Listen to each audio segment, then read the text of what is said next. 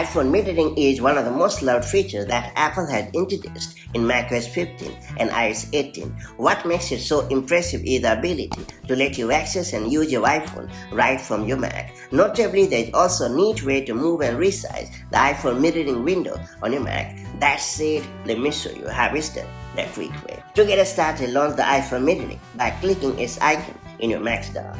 If its icon is not showing up in the dock, click on the launchpad, then find the iPhone mirroring icon and then launch it. After that, click on the window menu at the top.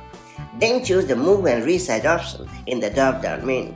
And finally, choose the preferred option to place the iPhone mirroring at the right spot on your desktop. For instance, you can choose to place the iPhone mirroring at the top left or put it at the bottom left. Additionally, you can also position the iPhone on the right or rearrange it by choosing from different options like left and right, top and bottom, and more. And that's pretty much it. So that's how you can easily move and resize iPhone mirroring in macOS 15 Sequoia or later. If you found this video helpful, do like and share it, and I'll see you in the next video with more authentic macOS tips and tricks. Till then, stay safe and have a good time. Bye.